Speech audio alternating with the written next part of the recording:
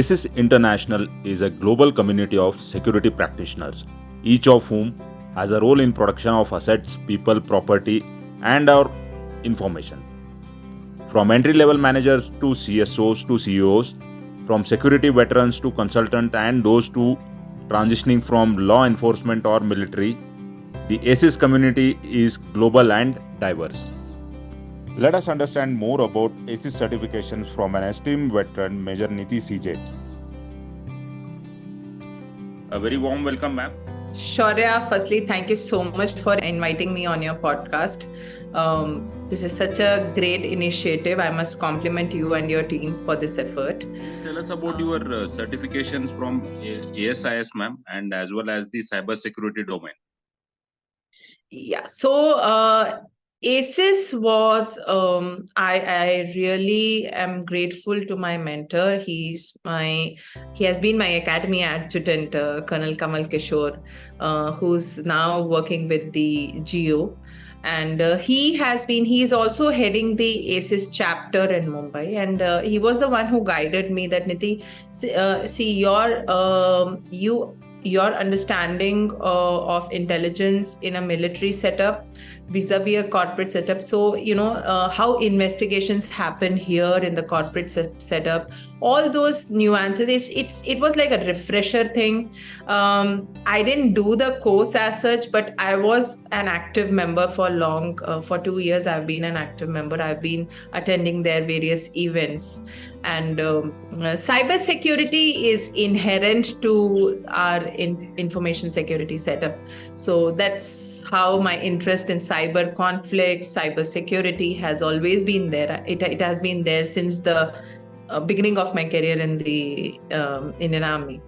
So I did a lot of certifications, not just in cybersecurity, but also in cyber conflicts, because my specialization in MPhil is in social media radicalization related to J&K terrorism.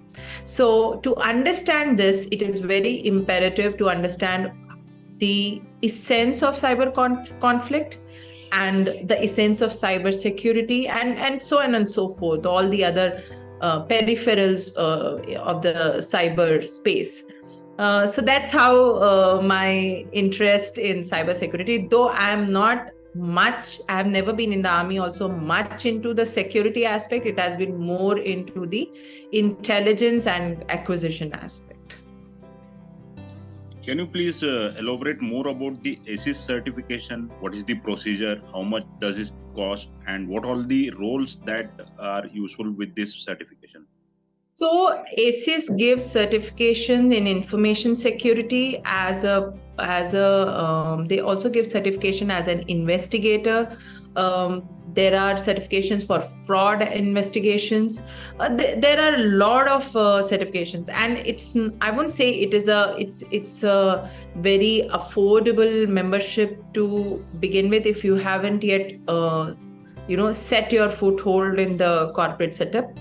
However, I don't exactly remember the membership pricing, but the benefits of the membership with ASIS is you are uplifted immediately from a national parlance to an international parlance, and the kind of panelists, the engagement that happens is not just restricted to the national understanding, but also to the international understanding of the cyberspace and information security.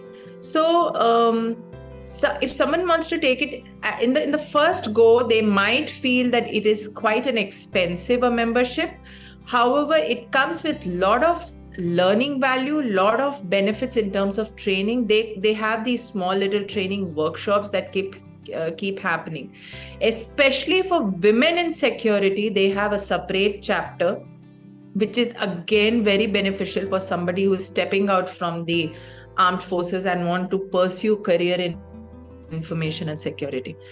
So they have their certification exams. I haven't given any certification exams. I was preparing meanwhile my MPhil dissertation had kind of paced faster, and I had my Viva and all coming up, so I didn't give the exam. But CISP is definitely a very sought after certification. And there is no two way about it that ASIS is a very recognized and a very old certification platform and institution and on an organization, and must like recommended for people who want to step into information security. What would be the appropriate time to pursue these certifications?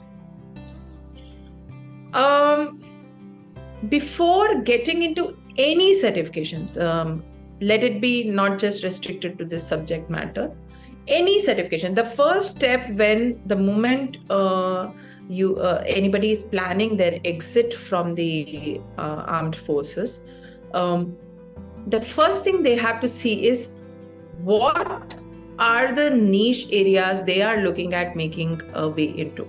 That is very important. Once that has been for sure finalized, then you should jump into doing certifications.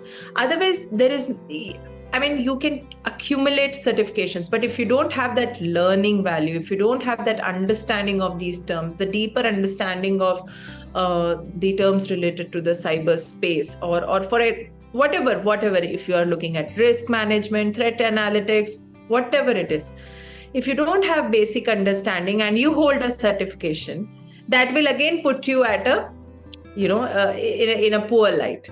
So instead of jumping into certifications, I would personally recommend on doing more research into what exactly are they looking at addressing as their niche. And when it comes to information security, again, that niche is very important, because I was myself thinking of going for the PCI certification, which is the professional certification in investigations, because I knew my niche lied there. I knew that more than a security parlance, I have been more into aggressive form of intelligence acquisitions, like investigations, questionings, interviews, analysis, and that kind of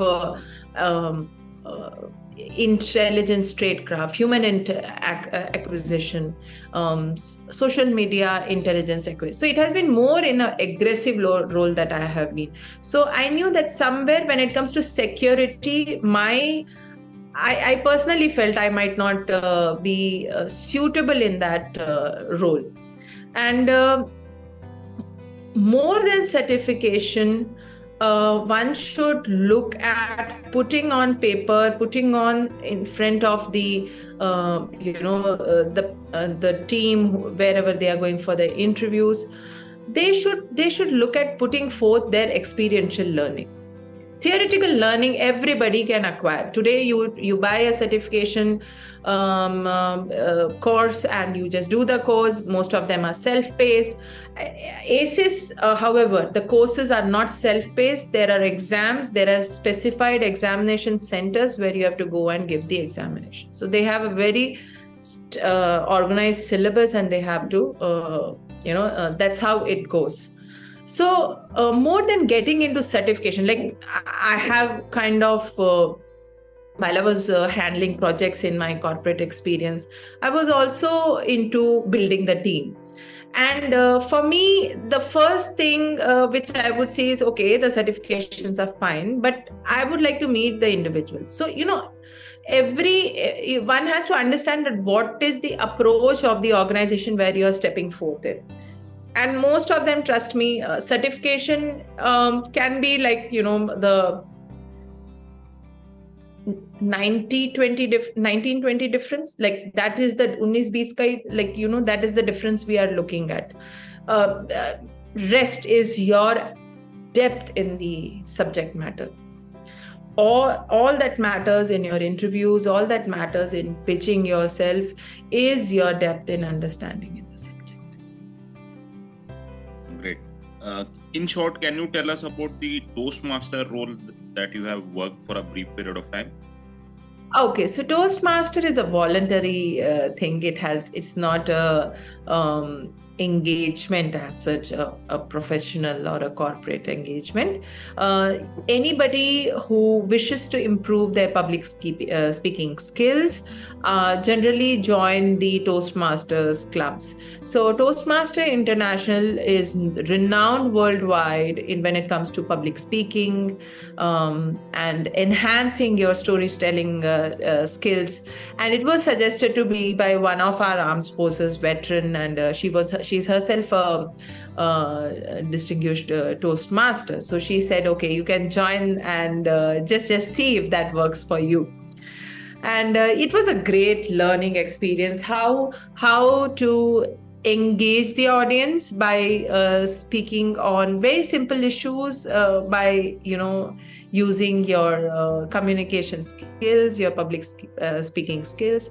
So it was a great learning interaction, and COVID time, so it was online, and it was a good productive way to stay engaged and enhance your public speaking skills.